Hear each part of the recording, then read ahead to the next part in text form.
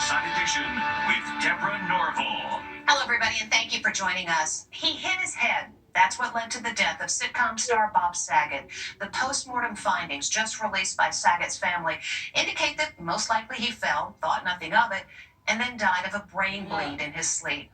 How did Bob Saget suffer a fatal head injury alone in his hotel room?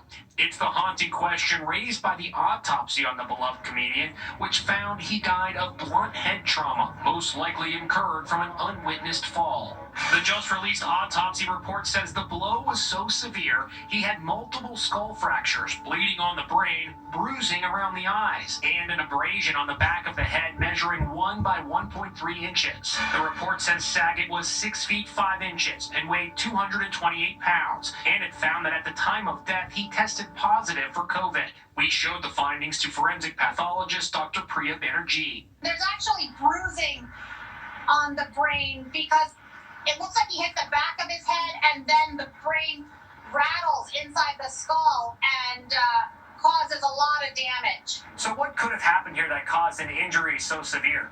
He could have slipped and fallen on tile in the bathroom. He could have slipped and fallen and hit his head on an object. Saget's grieving family says he accidentally hit his head on something, thought nothing of it, and went to sleep. No drugs or alcohol were involved. 65-year-old Saget was found dead in room 962 at the Ritz-Carlton Hotel in Orlando last month. His hotel key card showed he checked into his room at 2:17 a.m. after a stand-up performance. At 3:42 a.m., he posted this photo with the message, "Love the show tonight. Happily addicted again to this." An Inside Edition producer checked into the hotel today to investigate what could have happened to Saget. There was a report that he could have hit his head on the headboard, but as you can see, this headboard is very soft. However, next to the bed is a nightstand with a marble top. Hitting his head here would have caused a lot of damage.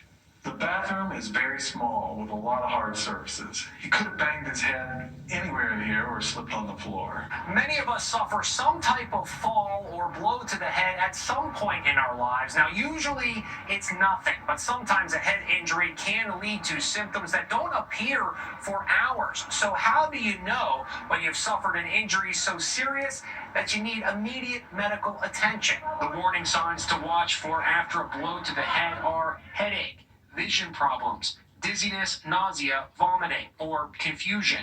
We spoke to head injury specialist Dr. Robert Duarte. If anyone has a head injury and there was any alteration, something just not feeling right, they should seek immediate medical attention. 2.8 million Americans sustain traumatic brain injuries every year in America.